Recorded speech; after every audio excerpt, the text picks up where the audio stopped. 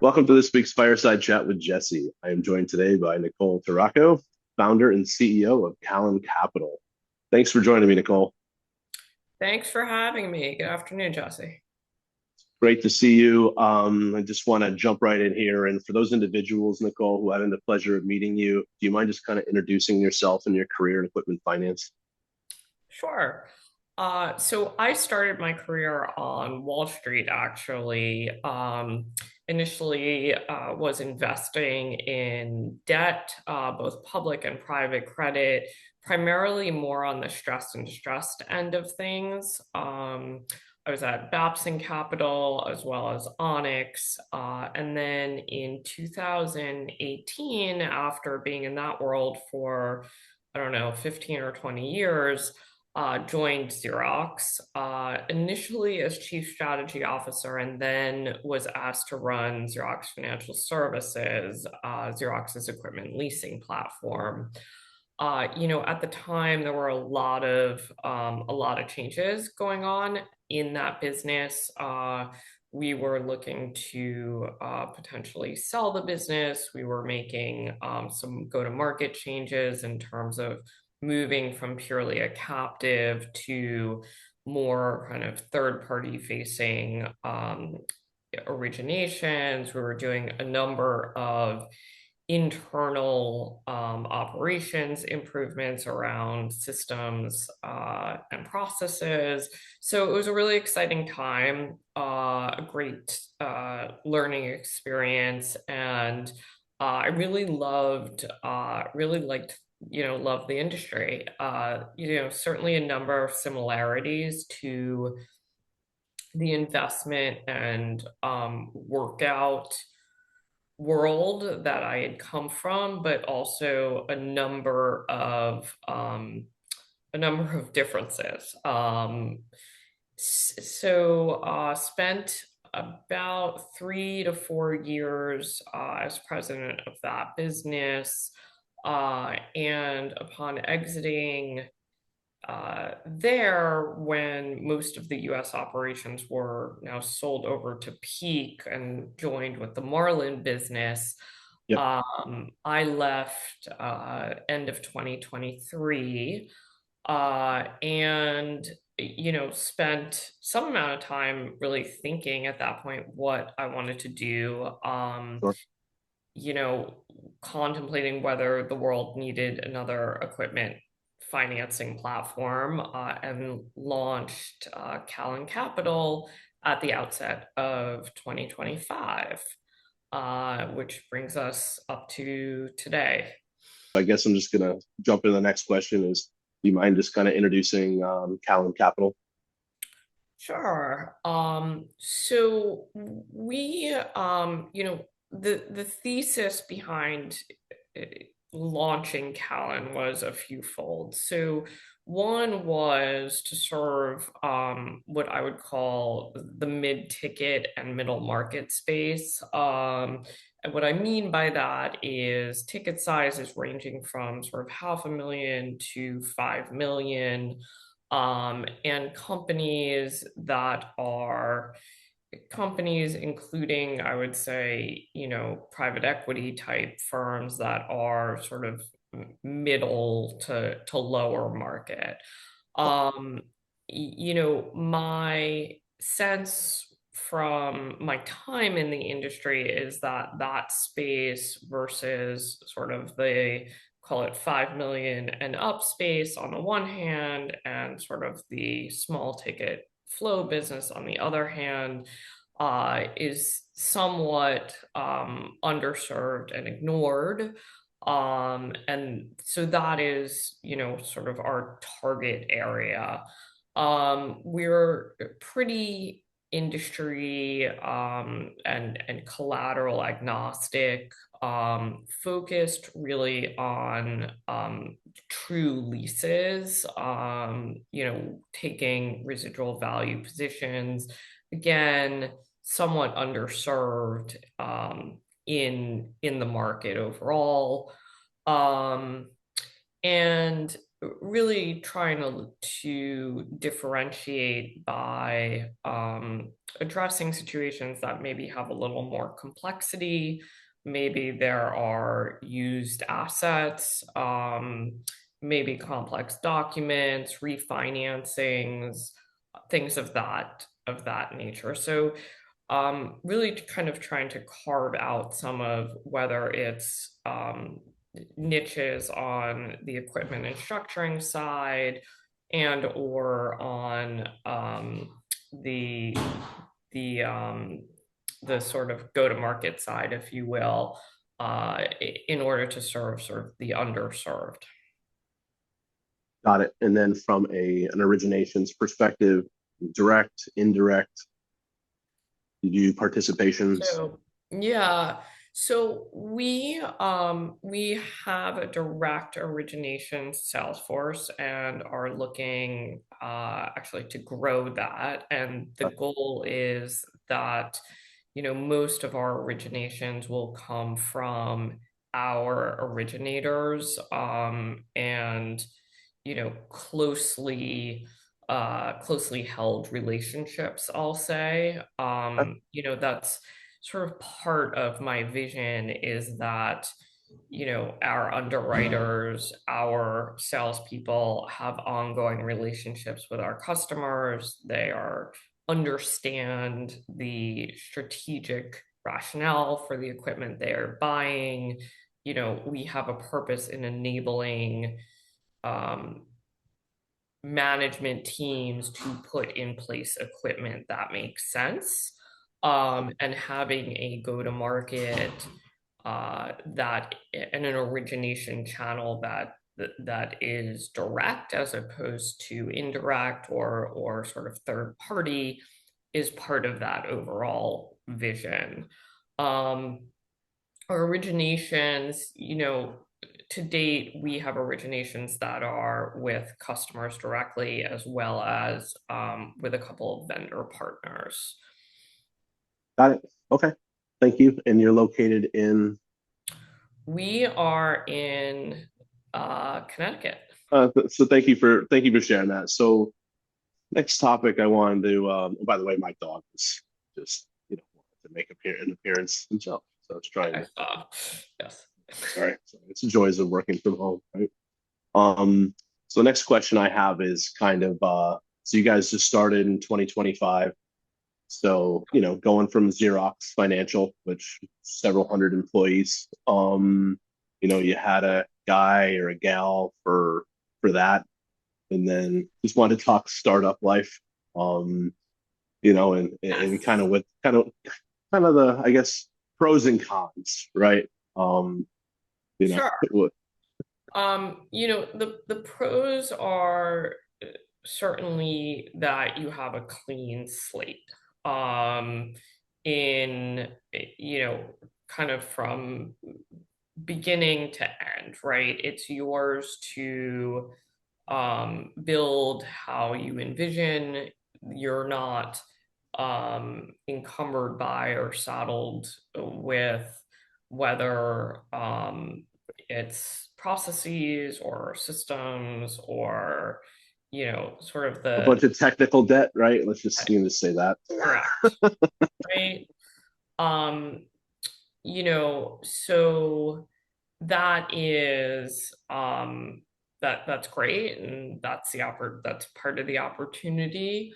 Um, you know, whenever one joins or creates a startup, you're wearing a lot of hats, just by virtue of the fact that um, we've got great people, but we certainly don't have the sheer number of people that some of the larger and longer in business providers have.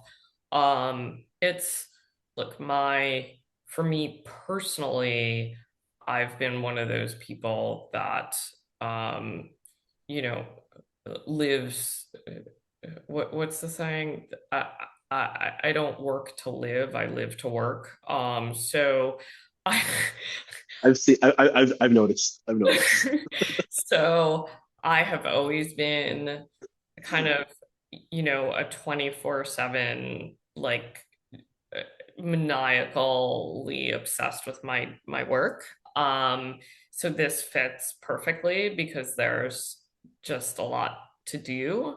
Um, but that's, part and parcel, I think, to startup world. And I think many founders in any any space, you'll hear kind of um, you know, similarly being wedded to their work, and just the sheer volume of what there is to do.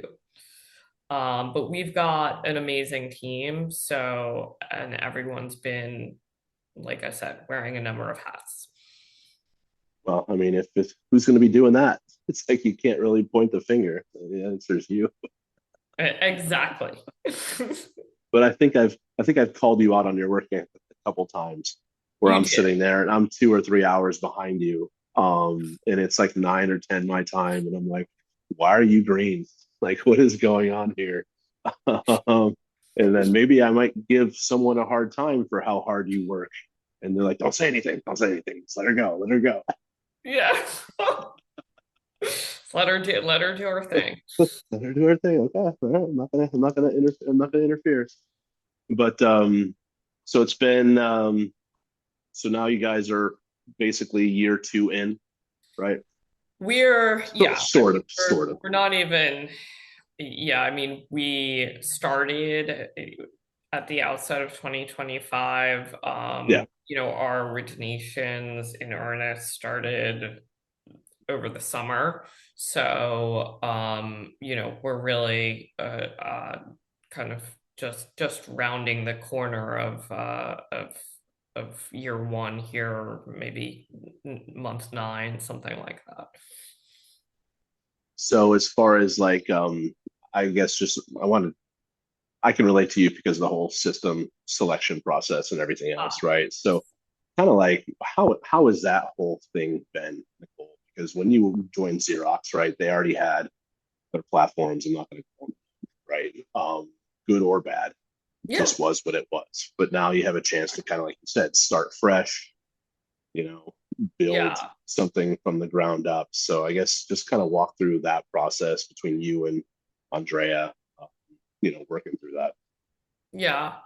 Um, So, we came into it as, we shared with you with a couple of sort of guiding principles on selecting a system.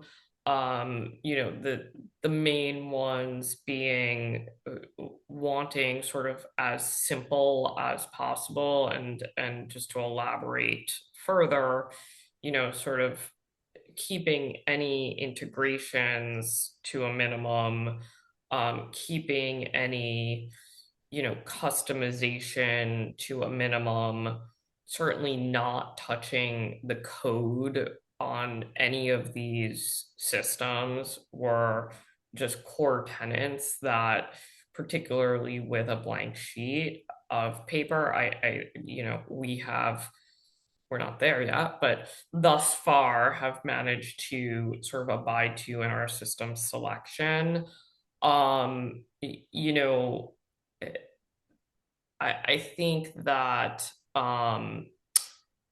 most of these, there's a handful of best of breed systems for equipment leasing. We all know who they are.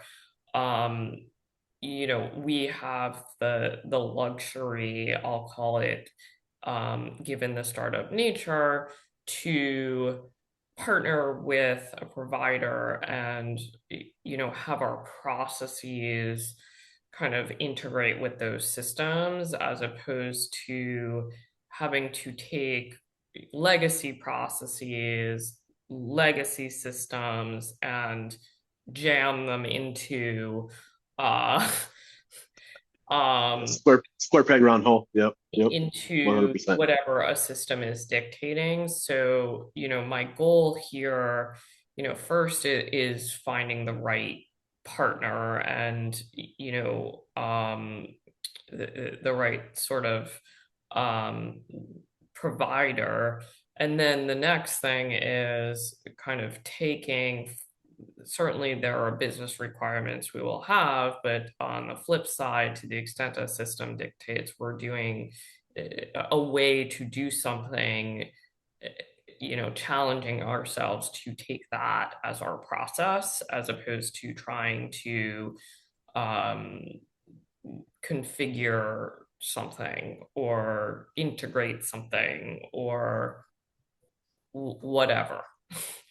Um, so that has been really sort of the guiding principles of the system selection and just a huge difference from what we were able to do at Xerox. Sure. Thank you for sharing that. So you got into equipment finance a little over 7 years ago. Yeah, Um, you know, gosh, yeah. you've been with the captive, now you're growing an independent. Um, Hmm. I guess what were some of the things? I mean, I know you said it was similar to some of the products you were doing on Wall Street, but as far as exposure to the industry or some of the people that you've met in your, short period of time, like I guess just what are your thoughts on EF? Yeah, so um I think I'll kind of tackle this in two pieces. So one is where there are similarities, I'll say, to my my prior life, we'll call it, or to what's happening on Wall Street and in some of the, investing that whether it's private credit or hedge funds are doing is fundamentally you're looking at the risk of a business, you're underwriting to business risk, and you're looking to price that risk.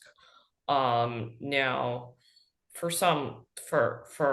Kalon Capital as a leasing company, I think that there are a number of leasing companies that approach it a little bit differently. When you're running sort of a high velocity rate card business, Sure, you're sure. not really doing that. And I would say that that's one of the things that I have sort of looked to bring from my past to my experience here, right? Which is a little bit of a distinction, but to me, it's like that's the world I came from, so I can't But, help myself but saying, well, okay, it's underwriting is underwriting. I've got it, but there's more of a story to this credit. Come on, we gotta look at that. correct, And you correct, get salespeople like me that are like, come on, look at this, look at all this. correct. You can, it's pricing risk. That's what you're doing. Um, and assessing, the quality of borrowers. That's like a core, right? It's a core to any of these uh, functions. Um, I think equipment leasing in particular is super interesting because it's such a first of all, it's a very there's so many people who've been in it for so long. Like I mean, 5, 7 years, that's a really short period of time in this industry. Like, Oh, it's right here. yeah. Um, Number one. Number two, there's a lot of um I don't know what the word is. It's almost camaraderie in the industry where, notwithstanding the fact that, you know, we all compete in certain ways, there is more, I would say, of a tendency to partner than you see kind of in certainly like in the Wall Street world, where you're again like you're and not only partner, but there's a willingness to provide advice, to have sort of conversations around, hey, how are you doing this? How are you thinking about this? That doesn't generally, in my experience, exist too much outside this sort of unique equipment leasing space. Hey, I like it. Like, what do we call that? Friend petition, From petition, where, Yes, that's, I mean, that's, I've been tempted to, at one point in my career, exit the industry. And then I sit there and it's like, why? Because it's like you have all these relationships and everything else. And like you said, you'll be sitting there and you'll be battling toe to toe with somebody on, a deal. And right. then you're going to win some, you're going to lose some, but then you sit down and you still shake their hand and be like, how's that performing? Yeah, maybe we Yeah, shouldn't have. And then it's like, but I learned this. And then it's like there's, I guess, the scarcity mentality. And I think I've never worked on Wall Street, but I'm assuming that's a little bit more cutthroat where it's like, no, that's fine. Like, I want that. right. And in equipment finance, it's more lines where it's like, okay, I'll get the next one.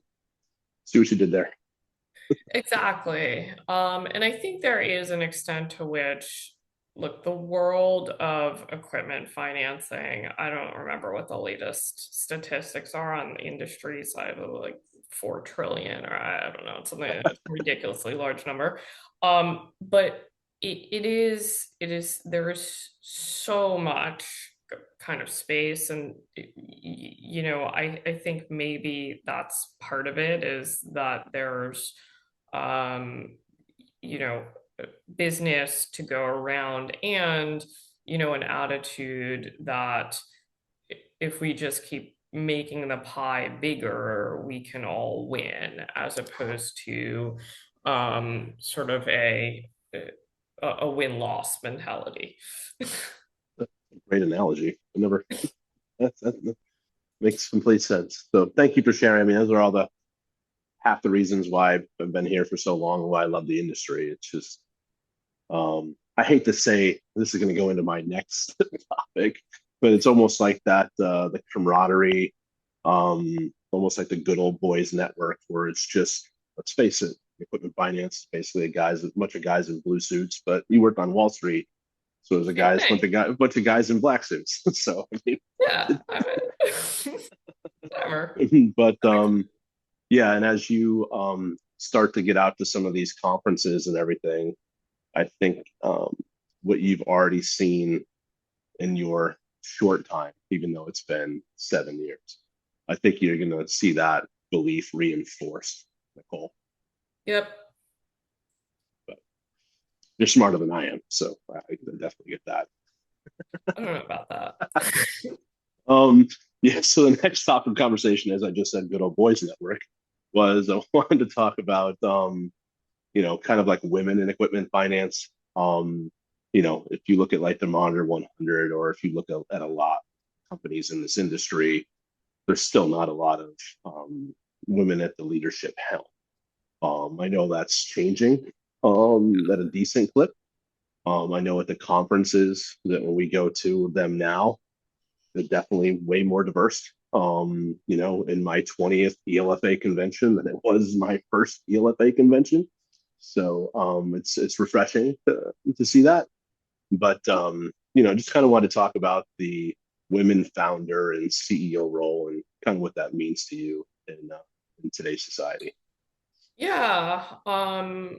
Look, and equipment finance is not a lot. I think finance in general, and Sure. even if you look at um, CEOs across, you know, large publicly traded companies, you probably have some.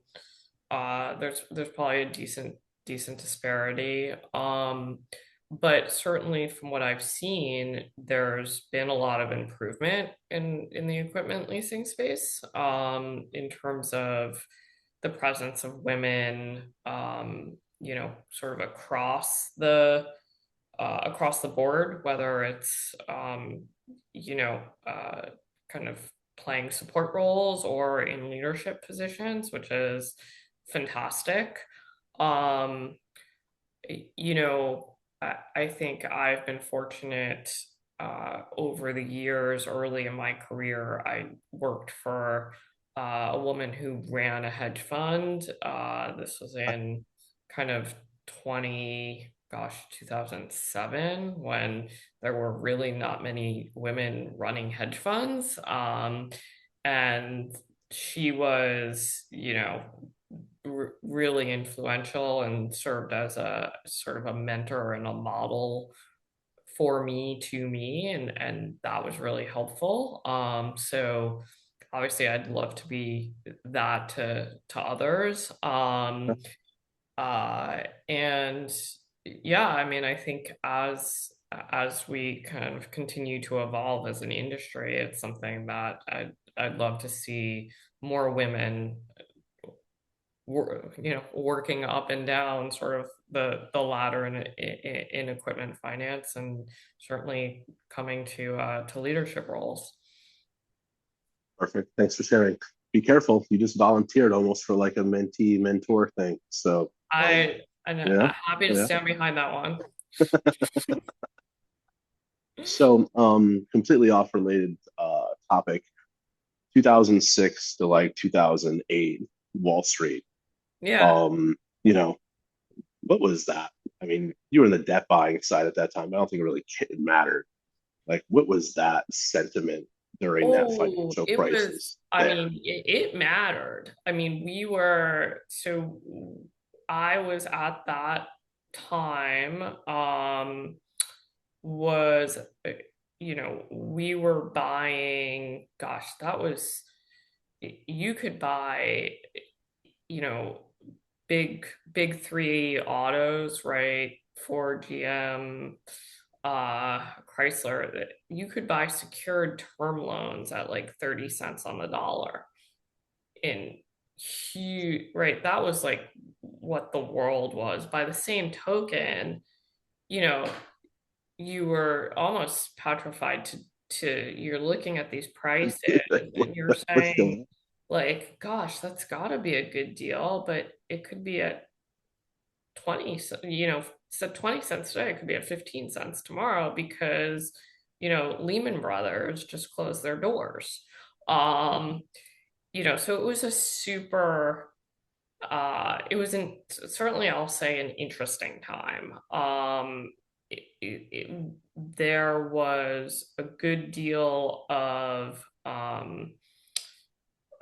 panic, I'll say. Uh, But it was also, I would say a great lesson in terms of just, understanding sort of the basics of what happened in terms of like structured products. And you know, there were a number of factors, and I'm not going to pretend to sort of have a full or launch into a full explanation of what transpired during the financial crisis, but sure, sure. understanding, what is going into certain structured products. At the time, it was CMBS, and understanding sort of how those structures can unravel if you don't have a good handle on what is actually comprising the portfolio of loans in these structured products, I think was a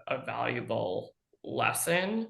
Um, it certainly changed from everything from a regulatory standpoint to, Yeah, yeah. you know, how banks operate, sort of changed that landscape. Um, at the time though, it was it was really challenging. It was very hard to sort of get your arms around. It felt as though there was so much opportunity, I think is my point, but you know, um, there was an inability to execute on for most those who did probably became extraordinarily wealthy, to execute on what was clearly opportunity because there was not a view as to how, where the bottom was, so to speak. And I'm sure it's like you just walk in, it's like, okay, what's going to happen today? I mean, Right. I remember We, I had a sales call. I think that day that Lehman went, and I was in the city because I lived pick on myself. I lived in Jersey at the time.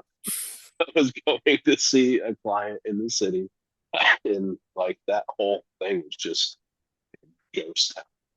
They yeah, just no one saying a word. It was eerily quiet, and it was yep, just kind of like, oh my goodness, what's going on here? yep. It was like, put your helmet on and get under your desk and prepare for tomorrow kind of thing. Yeah.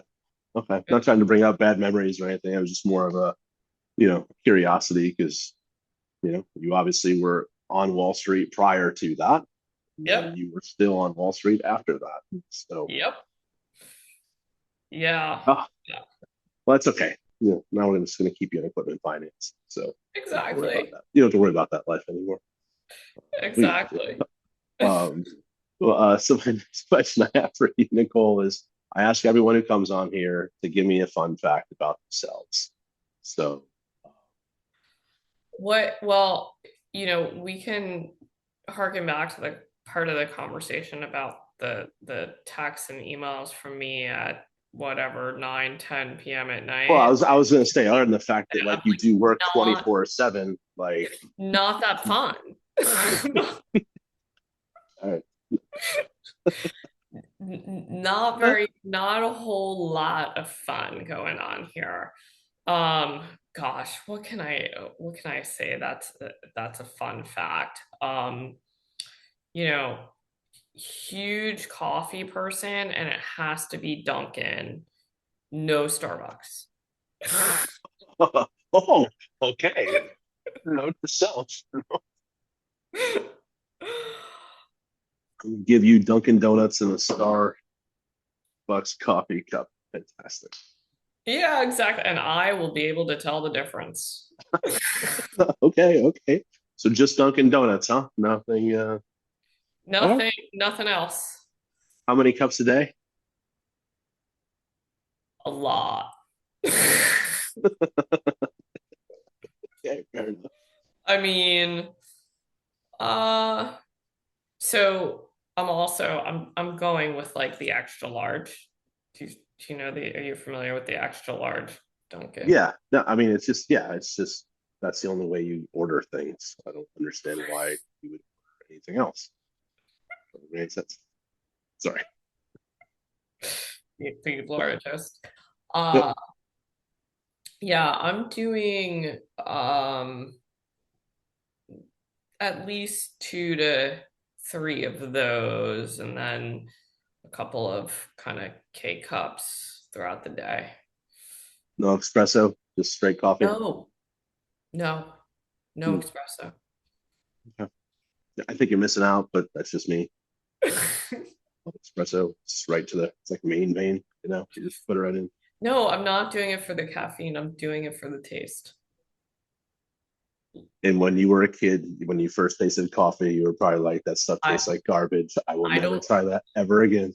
And now it's like really, you're it's addicted actually to a it. really good question. I don't know how I got here. No, I'm the same way too. However, I will not drink decaf. It just defeats the purpose, in my opinion. Just, Oh, I will, especially as I've matured, we'll say, and I stay up at night hey, for too you've much. worked with me for what 6 months now. I'm not sure. So, nope. Yes. My last question I have for you, Nicole, is why could someone want to do business with Nicole Toracco?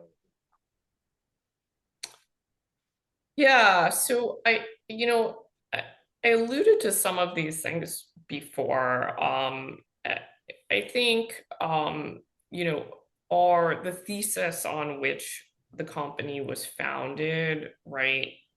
Partnering with customers to help them make smart equipment decisions and when I say customers, that can mean, someone who's looking to finance equipment, or it can mean a vendor. We take that seriously. And what that translates to is, you know, partnering in a way such that we are understanding the strategic need, we are able to service kind of unique situations, whether that's unique in structuring, in collateral or collateral type, in borrower situations. We are really looking for that repeat business from customers. We're looking to be sort of their long-term partner as opposed to someone they are looking for a lease on a one-off basis. Um, you know, and sort of as another subset of that premise, I would say is you're when you deal with us, you're going to be dealing with Kalon Capital people, whether that's the folks that are originating the business, the folks that are servicing the business.